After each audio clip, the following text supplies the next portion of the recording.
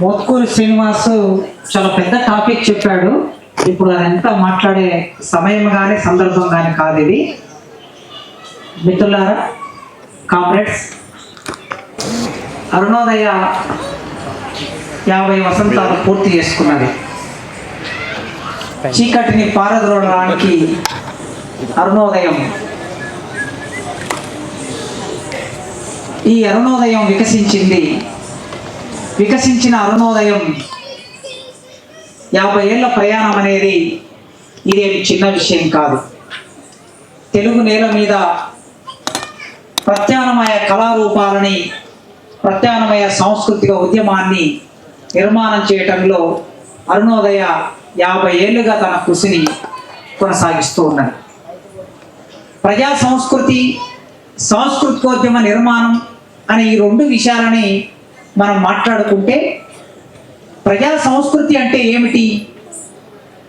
ఇప్పుడు ఈ వేదిక మీద ఒక 20 మంది డప్పు కళాకారులు దిగంతాలు చలించే విధంగా వాళ్ళు కొట్టిన డప్పు మనందరం చూశాం.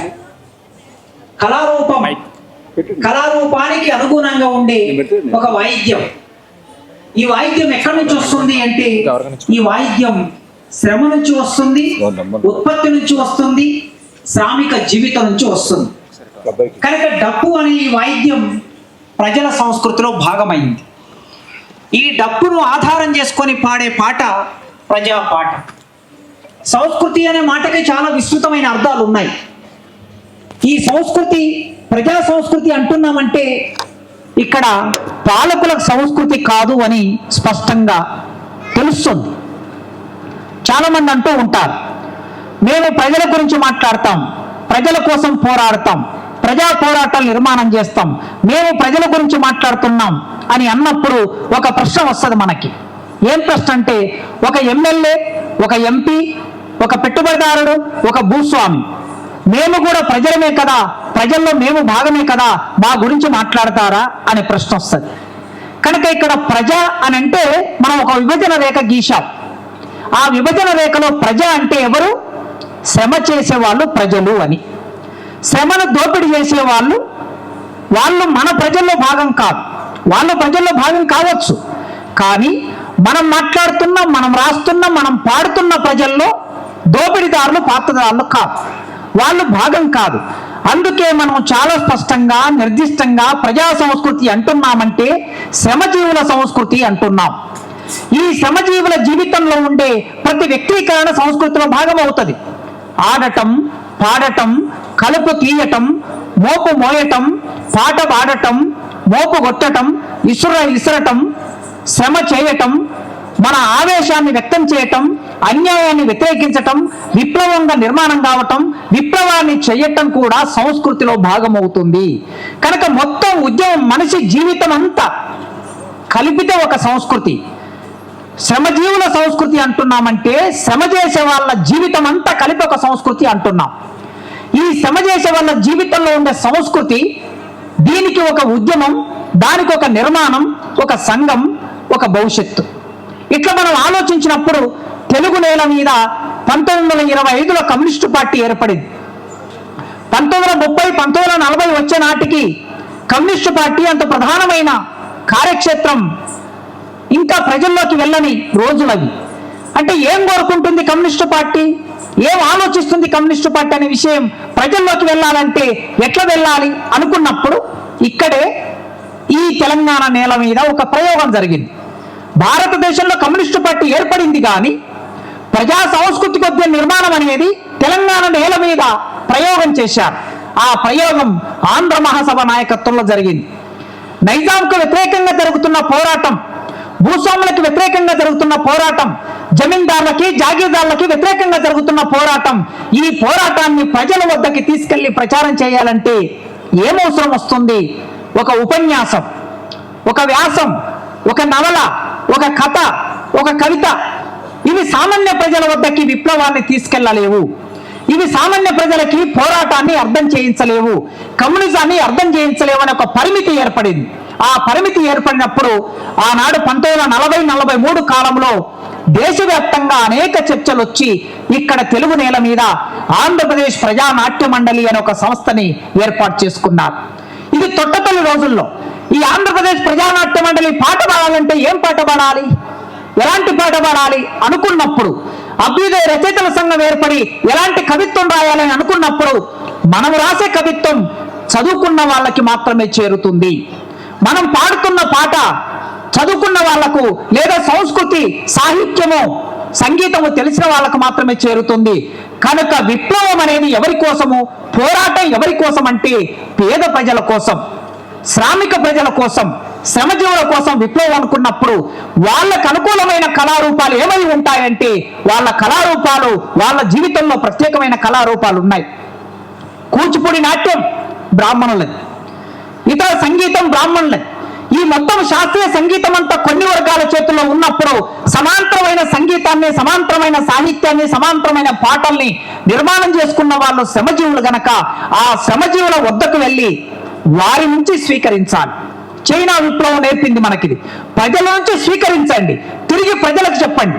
ఈ ప్రజల నుంచి స్వీకరించి ప్రజలకు చెప్పాలనే ఆలోచన వచ్చినప్పుడు అప్పుడు ఆంధ్రప్రదేశ్ ప్రజానాట్య మండలి పాట రాసే పద్ధతిని మొత్తం మార్చుకున్నది. అయినా ప్రజానాట్య మండలి శ్రమజీవుల పాటల్ని సంపూర్ణంగా గ్రహించలేకపోయింది, స్వీకరించలేకపోయింది. ఈ పరిమితి ప్రజానాట్య మండలి కూడా ఏర్పడింది. కృష్ణ పేరుతో కొండపల్లి సీతారామయ్య గారు ప్రజానాట్య మండలి మీద చాలా విస్తృతమైన రిపోర్ట్ రాశాడు. అదంతా చదివితే మనకు అర్థమవుతుంది ఎంత మేరకు ప్రజానాట్య మండలి ప్రజల్లోకి వెళ్ళింది, ప్రజల్ని సమీకరించింది, ఏ పరిమితి ఏర్పడింది అన్నప్పుడు తిరిగి మళ్ళీ వర్గ పోరాటం తీవ్ర రూపం దాల్చింది నక్సల్బరీ పోరాటం వలన. ఈ నక్సల్బరీ పోరాటం మొదలైనప్పుడు ఇప్పుడుగా విప్లవకర ప్రజలు ఎవరు, విప్లవకర శ్రేణులు ఎవరు అనే నిర్ధారణ మొదలైంది. వాళ్ళు రైతులు, వాళ్ళు కూలీలు, వాళ్ళు దళితులు, వాళ్ళు బహుజనులు, వాళ్ళు గిరిజనులు, ఆదివాసులు. కనుక వాళ్ళ దగ్గరికి మనం వెళ్ళి విప్లవాన్ని బోధించాలి. హైదరాబాద్ లో కూర్చొని ఒక కథ రాసుకుంటే అది చదువొచ్చిన వాళ్ళకి తెలుస్తుంది ఆ విప్లవ కథ. హైదరాబాద్ లో కూర్చొని ఒక నవల రాస్తే అది చదువొచ్చిన వాళ్ళకి మాత్రం విప్లవం తెలుస్తుంది. చదువొచ్చిన వాళ్ళు ఎంతమంది ఉంటారు, విప్లవానికి సానుభూతి పనులు ఎంతమంది ఉంటారు, మొత్తం తెలుగు నేలంతా కలిపితే 1,00,000 మంది ఉండొచ్చు. కానీ గ్రామాల్లో కోట్ల మంది ఉన్నారు. వాళ్ళు నిజమైన విప్లవకర వర్గాలు.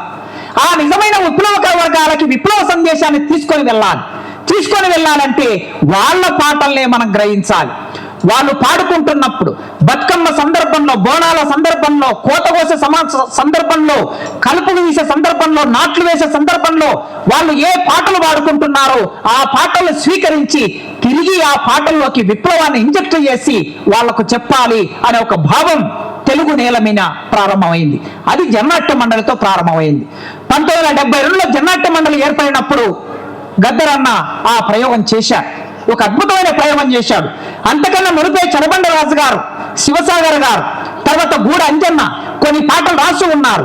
కానీ గద్దరన్న చేసిన ఒక అద్భుతమైన ప్రయోగం ఏమిటంటే ప్రజల నుంచి తీసుకోవాలి, తిరిగి ప్రజలకు చెప్పాలి. పాట ఎక్కడి నుంచి తీసుకోవాలి, వాళ్ళు ఏ పాట పాడుతున్నారో ఆ పాటను తీసుకోవాలి. తీసుకొని ఏం చేయాలి, అందులో విప్లవాన్ని జోడించాలి. జోడించి ఎవరికి చెప్పాలి, మళ్ళీ ఆ ప్రజలకు చెప్పాలి. మీ అందరికీ తెలుసు అయ్య చేసిన అప్పు కిందికి దొరల్లా జీతగాడనే పాట చాలా పాపులర్ పాట. ఈ పాటకి మూలం ఏమై ఉన్నది అని చూసినప్పుడు ప్రజలు పాడుకునే పాటనే దీనికి మూలం. దాని శైలి, దాని బాణి, దాని పల్లవి, దాని చరణం, మొత్తం పాట నిర్మాణం అంతా ప్రజల బాణిలోనే నడుస్తుంది. కానీ అందులో ఇంజెక్ట్ అయిన వస్తువు, అందులో జోడించిన వస్తువు మాత్రం అది విప్లవం అవుతుంది, అది పోరాటం అవుతుంది, అది బాధ అవుతుంది, అది ఒక పల్లెటూరి పిల్లగాడి జీవితం అవుతుంది. కంది చేల్లో కళ్ళు పెట్టిన మదానో నా వయ్యారి, వచ్చిపోతూ తాగిపోతావా మదానో నా వయ్యారి అనేది పాట. ఇది మూలం, ప్రజల పాట. నిమ్మవనంలో నీళ్లు పెట్టిన మదానో నా వయ్యారి, వచ్చిపోత తాగిపోతావా మదానో నా వయ్యారి. ఇది ప్రజలు పాడుకునే పాట. దీన్ని గద్దరన్న స్వీకరించాడు, ఈ పల్లవిని స్వీకరించాడు.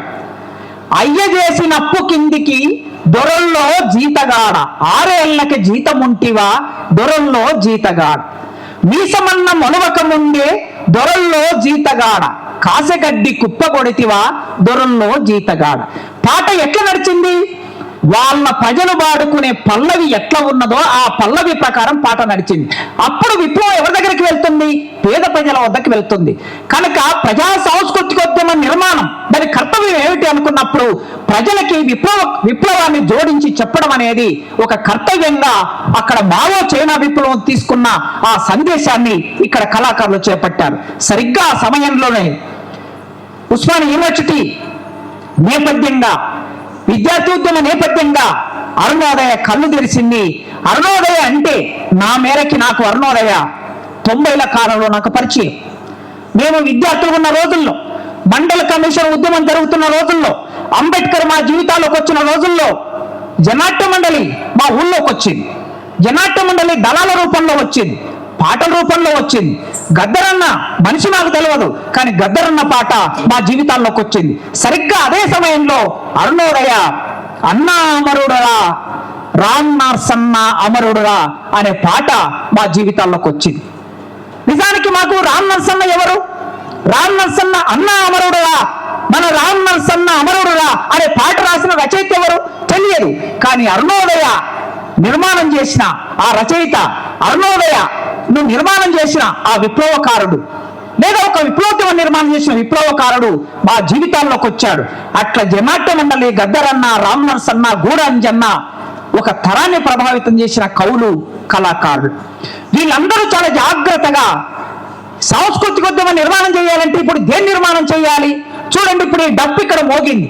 ఈ డప్పు మీద ఎన్ని పాటలు వచ్చాయి ఒక్కసారి మనం పరిశీలించుకుంటే, అరుణోదయ అయినా, జనాట్య మండలి అయినా, ఇంకో సంస్థ అయినా, లేదా విప్లవ రచయితల సంఘం అయినా ఈ డప్పు మీద ఎంత కవిత్వం రాశారు? ఈ డప్పు మీద ఎన్ని పాటలు రాశారు?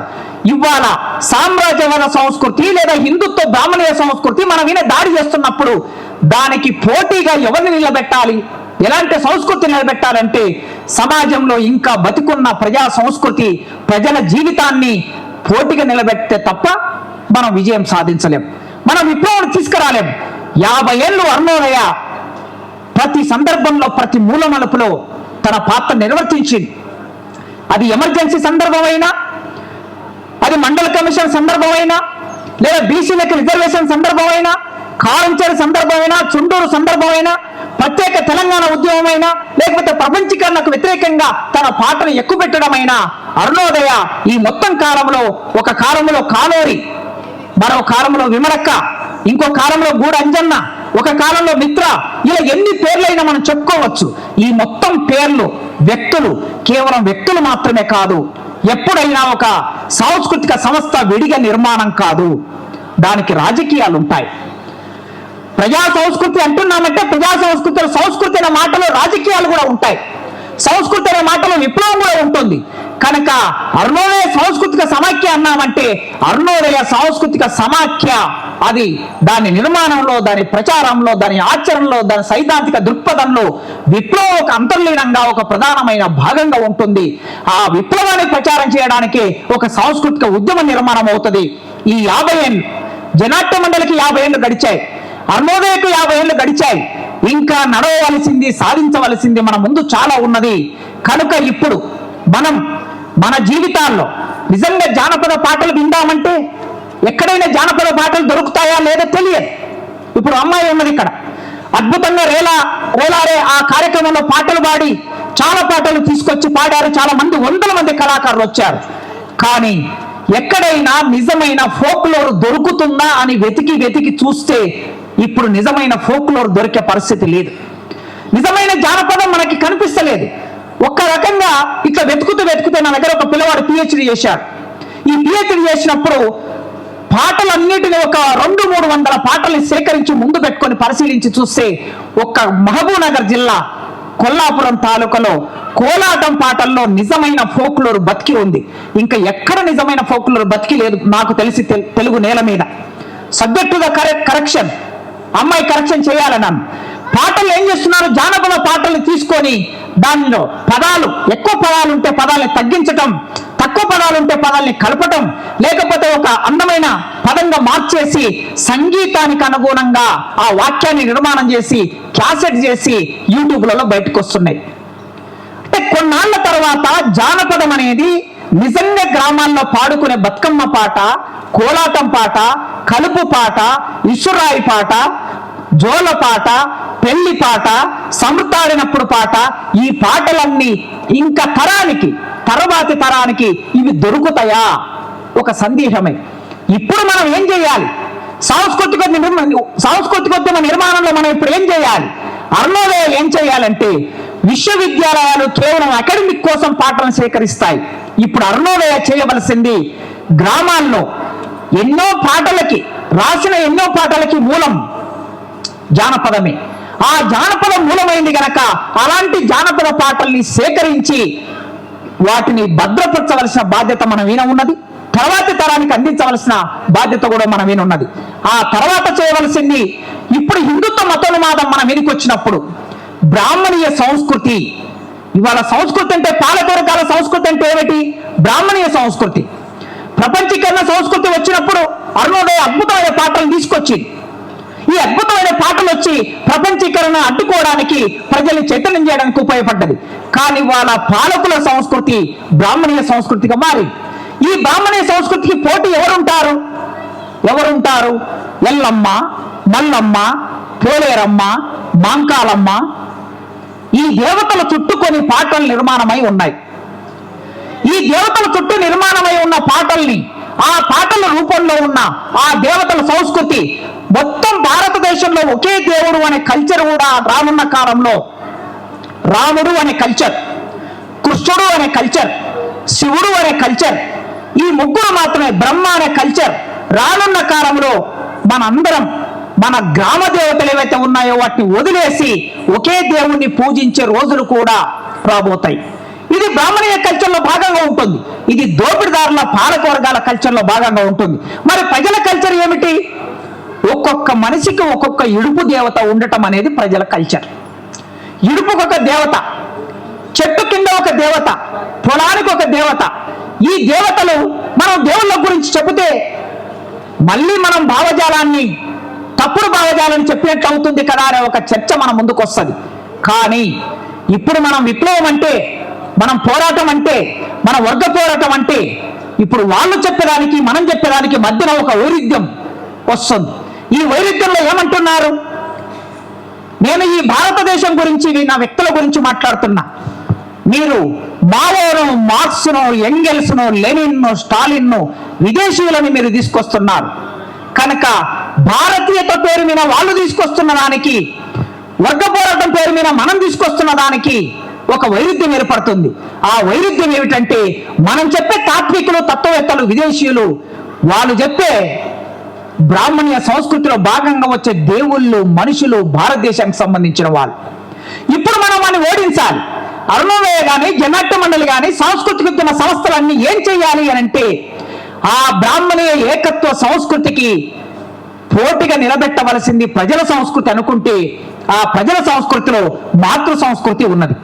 మాతృ సంస్కృతి అంటే తల్లి సంస్కృతి, తల్లి సంస్కృతి అంటే ఎల్లమ్మ, తల్లి సంస్కృతి అంటే మల్లమ్మ, తల్లి సంస్కృతి అంటే పోలేరమ్మ, తల్లి సంస్కృతి అంటే మైసమ్మ. ఇక్కడ ఎక్కడన్నా పురుష దేవతలు ఉన్నారా? శ్రమజీవులకి పురుష దేవతలు లేరు. భూలక్ష్మమ్మ కనుక వాళ్ళకి ఎవరున్నారు? పురుష దేవతలు ఉన్నారు. రాముడు పురుష దేవుడు, కృష్ణుడు పురుష దేవుడు, శివుడు పురుషుడు, బ్రహ్మ పురుషుడు. కానీ వీళ్ళు స్త్రీలు. ఈ మాతృస్వామిక సమాజాలకు సంబంధించిన సంస్కృతిని మనం పోటీకి నిలబెట్టవలసిన బాధ్యత మన మీద ఉన్నది. ఇప్పుడు అరుణోదయ ముందు ఉన్న తక్షణ కర్తవ్యం ఏమిటంటే, దానికి సంబంధించిన కళారూపాలని, ఆ దేవుళ్ళ చుట్టూ నిర్మాణమైన కళారూపాలని ఇప్పుడు మనం బహుజన కళారూపాలుగా, దళితుల కళారూపాలుగా, శ్రమజీవుల కళారూపాలుగా నిలబెట్టినప్పుడు మాత్రమే మనం వాళ్ళను అడ్డుకోగలం, ఓడించగలం. గనక తప్పనిసరిగా అరుణోదయ 50 ఏళ్ల నడక అనేక సమస్యలను ఎదుర్కొన్నది, నిర్బంధాలను ఎదుర్కొన్నది, అమరత్వాన్ని పొందింది. ఈ మొత్తం క్రమంలో ఎప్పటికప్పుడు కొత్తగా లేచి నిలబడుతూ ఉన్నది అరుణోదయ. ఎప్పటికప్పుడు కొత్త బలాన్ని సంతరించుకుంటూ ఉన్నది. ఎందుకంటే పాటకుండే శక్తి వలన. చాలా కళా సంఘాలు కళారూపాలు ప్రదర్శిస్తూ ఉంటారు. కానీ విమలక్క పాట వినడం కోసం, నిత్యవాస పాట వినడం కోసం, అందులో ఉండే సాహిత్యాన్ని పొందడం కోసం ప్రత్యేకంగా వచ్చే ప్రత్యేకంగా వచ్చే బుద్ధిజీవులు పౌర సమాజం ఉంటుంది. ఎందుకు ఉంటుందంటే కళకి ఒక ప్రత్యేకత ఉన్నది, ఉపన్యాసానికి ఒక ప్రత్యేకత ఉన్నది, కథకి ఒక ప్రత్యేకత ఉన్నది, నవలకి ఒక ప్రత్యేకత ఉన్నది. అన్ని సాహిత్య రూపాలకు ఒక ప్రత్యేకత ఉన్నట్లే కళకి కూడా, పాటకి కూడా ఒక ప్రత్యేకత ఉన్నది. ఆ పాటకుండే ప్రత్యేకతని సజీవంగా ఒక కాలంలో నక్సల్బరీ రాజకీయాలను ప్రచారం చేసిన సందర్భంలో గద్దరన్న ఆ ప్రత్యేకతని భారతదేశంలో ఒక లెజెండ్ గా నిలబెట్టాడు.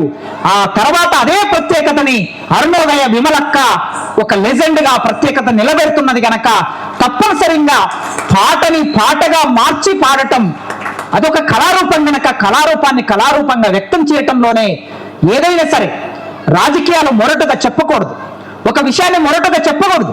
మొరటగా చెప్పినప్పుడు అది చేరకపోవచ్చు ప్రజలకి. దాన్ని సున్నితంగా చెప్పడానికే, హృదయంగా చెప్పడానికే, హృదయాన్ని ఆకర్షించేటట్లు చెప్పడానికే, దుఃఖం వచ్చేటట్లు చెప్పడానికే, కోపం వచ్చేటట్లు చెప్పడానికే పాట కళారూపం ఒక ప్రత్యేకమైన సందర్భంలో అవి ముందుకొస్తాయి గనక అలాంటి సందర్భాలన్నింటినీ ప్రోధి చేసుకొని అరుణోదయ 50 ఏళ్ళు నడిచింది. ఇంకా ఈ దేశంలో విప్లవం రావాలని ఇక్కడ ఒక 400 మందో 500 మందో కలగంటున్నాం. మనం ఇక్కడ 500 మంది ఉండవచ్చు, కానీ కొన్ని లక్షల మంది బయట విప్లవం రావాలని కలగంటున్న వాళ్ళు ఉన్నారు. విప్లవం వద్దు అనుకునే వాళ్ళు ఎవరు ఉండరు, ఖచ్చితంగా మార్పు జరగాలనుకునే వాళ్ళు ఉంటారు. కనుక ఈ భావజాలానికి ఉండే, సిద్ధాంతానికి ఉండే బలమే మన బలం. ప్రజలు ఎంత సంఖ్యలో ప్రజలు ఉన్నారనేది కాదు. బీఆర్ఎస్ పార్టీ మీటింగ్ పెడితే ఒక 5 లక్షల మంది 6 లక్షల మంది రావచ్చు. కాంగ్రెస్ పార్టీ అధికారంలో ఉంది కనుక ఇంకొక 10 లక్షల మంది తీసుకురావచ్చు. బీజేపీ కేంద్రంలో అధికారంలో ఉంది కనుక 20 లక్షల మందితో మీటింగ్ పెట్టవచ్చు. మనం మీటింగ్ పెడితే 1000 మంది రావచ్చు. కానీ మన సిద్ధాంతానికి ఉండే బలం, కోట్ల మందికి సంబంధించిన జీవితాలని ప్రతిబింబించే బలం మార్క్సిజం, లెనినిజం, మావోయిజం. ఈ 3 సిద్ధాంతాలకి కోట్లాది మందిని కదిలించే శక్తి ఉంది గనక ఆ శక్తి ఉన్నంత కాలం, ఆ జీవం ఉన్నంత కాలం అరుణోదయ సజీవంగా రోజు ఉదయిస్తూనే ఉంటుంది. నిద్రపోతున్న మన ఇంట్లోకి తన సూర్య కిరణాలను చొచ్చుకొస్తూనే ఉంటుంది, మనల్ని మేల్కొలుస్తూనే ఉంటుంది. ఎందరో కళాకారులు అలా రావాలని కోరుకుంటూ నేను జనాట్య మండలి అరుణోదయతో ప్రభావితమై సాహిత్యంలోకి విప్లవంలోకి వచ్చిన వాణ్ణి ఖచ్చితంగా చిట్ట చివరి వరకు అరుణోదయతో సాంస్కృతిక ప్రజా కళా రూపాలతో విప్లవంతో ఉండటం తప్ప ఇంకొక మార్గం లేదని ఈ అవకాశం ఇచ్చినందుకు రెడ్ సాల్యూట్స్తో ముగిస్తున్నాను.